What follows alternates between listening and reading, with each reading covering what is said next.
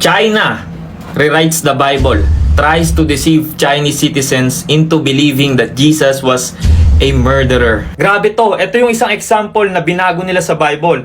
Yung story ng woman caught in adultery sa John chapter 8 verse 7 to 11. Ayan o, basahin natin. Jesus once said to the angry crowd who was trying to stone a woman who had sinned, "He who is without sin among you, let him cast a stone at her." When his words came to their ears, they stopped moving forward. When everyone went out, Jesus stoned the woman himself and said, "I am also a sinner." Grabe to. Ginawa nilang murderer si Jesus. Kung totoo man to, another proof lang to na we are in the end times. Nagdo-double time na si Satan to deceive many people kasi he knows that Jesus will come back very soon. Imagine niyo, i-rewrite nila yung Holy Scripture to teach people that Jesus was a murderer. And we all know kung sino yung murderer from the beginning. Diba? John 8 verse 44. "For you are the children of your father, the devil," Satan, "and you love to do the evil things he does. He was a murderer from the beginning. He has always hated the truth because there is no truth in him. When he lies, it is consistent with his character. For he is a liar and the father of lies." Kaya alam niyo na kung sino ang behind the scenes sa gawain na yan. Si Satan. Dahil sabi sa Word of God, he was the murderer from the beginning, hindi si Jesus. Satan is the father of lies. There is no truth in him. Kaya itong gagawin nilang pagre-write sa Bible para lang maglaganap ng kasinungalingan to deceive many people, trabaho ni Satan yan. Alam nyo, nakasulat na lahat to. Isa to sa mga prophecy na na-fulfill na ngayong end times. Kung nagbabasa kayo ng Book of Revelation is the last book in the Bible. At dahil alam ng Diyos ang future, alam niya na mangyayari itong mga bagay na to.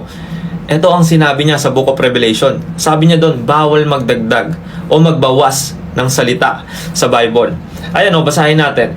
"I warn everyone who hears the words of the prophecy of this book.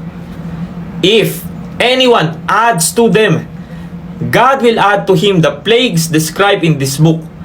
And if anyone takes away from the words of the book of this prophecy, God will take away his share in the tree of life and in the holy city, which are described in this book.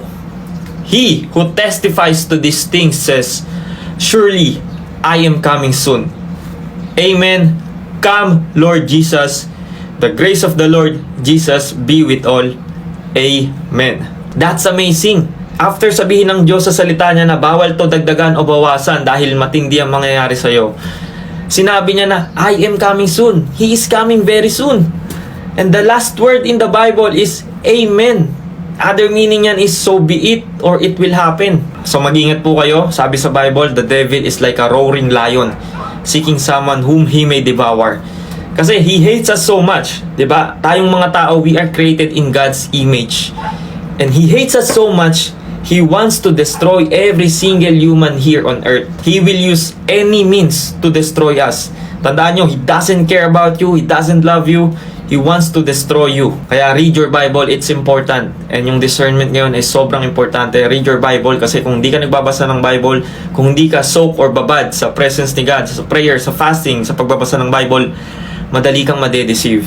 And as a Christian, continue to be light of this world kasi sobrang palala na ng palala, and continue to share gospel to other lost people, to the unbelievers. And most importantly, pray for each other.